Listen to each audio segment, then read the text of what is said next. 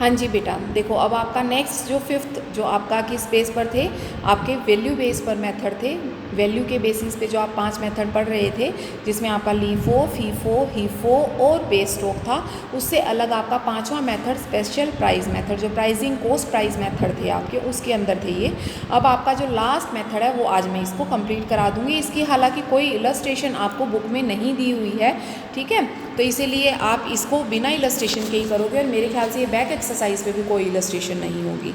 तो क्या कहता है कि जो स्पेसिफिक मेथड होता है वो होता है कि स्पेशल जो टाइप्स ऑफ मटेरियल आपके होते हैं, ठीक है, उनको आप स्पेशल तरीके से उनको रखना प्रोडक्ट्स को।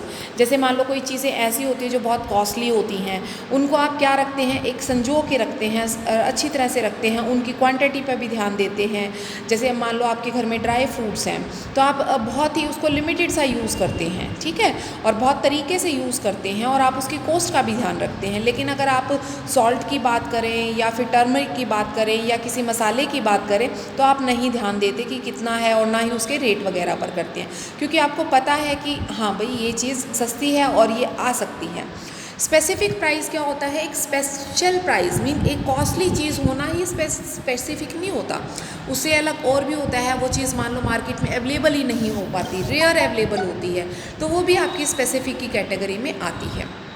अब बात करते हैं इसके अकॉर्डिंग कि बुक वाला क्या लिखता है। वो कहता है this method is applied when the material are purchase separately from specific job. Specific किसी कॉन्ट्रैक्ट, किसी काम को करने के लिए जब स्पेशल टाइप ऑफ प्रोडक्ट लिया जाता है तो कहते हैं under this method material issue at its actual cost. तो जो उसकी एक्चुअल कॉस्ट होती है उसी पर उसको इशू किया जाता है, और एक्चुअल कॉस्ट में आप सारी चीज़ें इंक्लूड करते हैं, चाहे वो आपका गाड़ी भाड़ा है, आपका हैंडलिंग चार्ज है, या आपने इंस्पेक्शन की उसका चार्ज है, जो उसकी ओवरऑल कॉस्ट है, या जो उसका इनवॉइस प्राइस है, सबका सम टोटल कर कर उसे एक्चुअल प्राइस बोला जाएगा, एक्चुअल कॉस्ट बोला जाएगा, उसको आप इसके अंदर शामिल कर कर चलेंगे।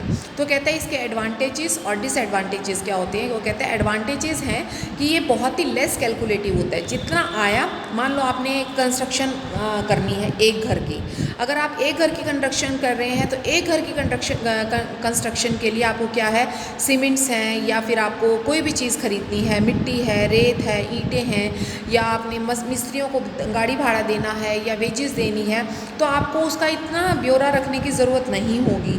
लेकिन अगर आप 10 घर बना रहे हैं तो आपको रिटर्न में लिखना पड़ेगा कि उस पर इतनी सीमेंट आई, उस पर इतनी रेत आई, उस पर इतनी ईंटें यूज़ हुई, उस पर इतने मिस्त्रियों ने काम किया और इतना हमने उसको वेजेस दिया, तो वो लेंथी हो जाता है। तो ये है एक स्पेसिफिक काम, जो एक स्पेसिफिक जॉब है या एक कॉन्ट्रैक्ट है या एक वर्क है, उससे रिलेटेड जो आपका कॉस्ट आती है उसे बोला जाता है। तो इसलिए वो बहुत ही लेस कैलकुलेटिव होता है, और जो इसमें एक्चुअल कॉस्ट ऑफ प्रोडक्शन होती है वही इसके अंदर आती है, और प्रॉपर जो स्टॉक का वैल्यूएशन होता है वो भी हो जाता है, क्योंकि आपको पता है वहाँ कितना माल, कम एक काम होगा तो कम इस्तेमाल होगा माल वगैरह का, और आप उसकी अच्छी तरह से कैलकुलेशन कर सकते हो। ज़्यादा होगा तो वो कन्फ्यूज़न होगी, और कन्फ्यूजन्स में कहीं ना कहीं डाउट्स रह जाते हैं आपकी एक्चुअल कॉस्ट में।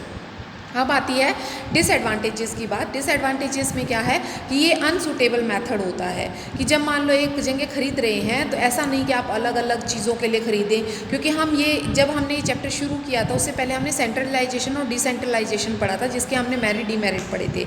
तो कहीं ना कहीं अलग अलग कॉन्ट्रैक्ट के लिए अलग अलग माल खरीदना कॉस्टली पड़ जाता है, ठीक है।